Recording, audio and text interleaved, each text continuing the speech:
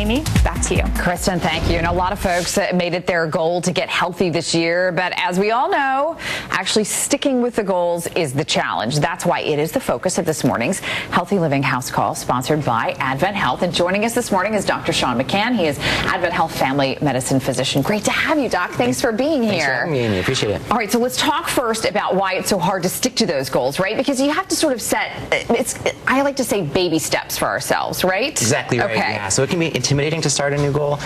So we like to kind of keep it simple at first. So ultimately, we recommend 30 minutes of moderate activity 5 days a week. Moderate intensity meaning elevating your heart rate, breaking a sweat, but still able to hold a conversation.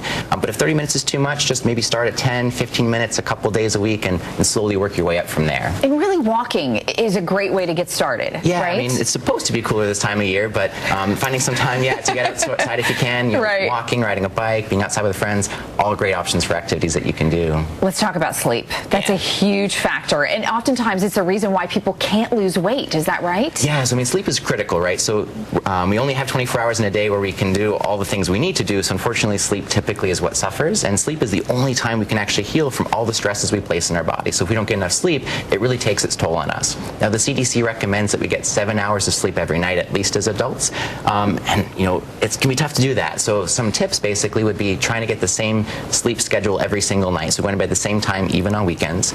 Turning off electronics before you go to bed as well. So cell phones, TVs, turning those off when you go to bed. Avoiding substances like alcohol, caffeine before you go to sleep as well, which can interrupt sleep.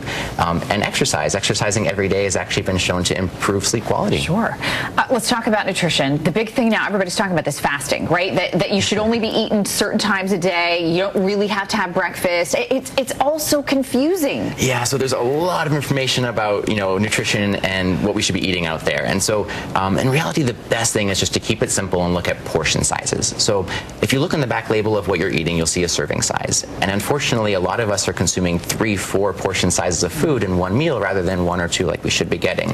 And so for most of us, it's actually better to have smaller meals throughout the day, so snacking in between meals and those types of things, rather than having one huge meal all at once, which will spike your insulin levels.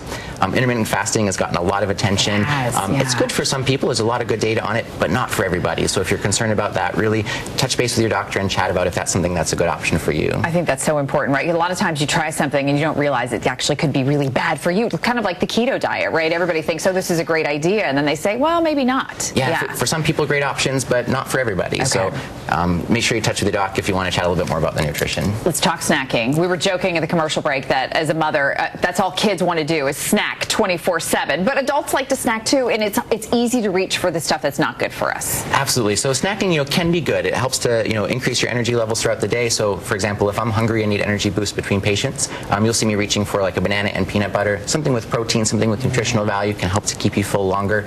Trying to avoid the sweets, the high carb foods like potato chips, candy, chocolate, the delicious stuff, but really it's going to wind up escalating your calories and making you hungry just a couple minutes after eating. Bring your own snacks, because the vending machines oftentimes are bad news. It depends, right? But bring your own snacks is a good way to go. Doc, great advice for everybody. Thank you so much, Dr. McCann with Advent.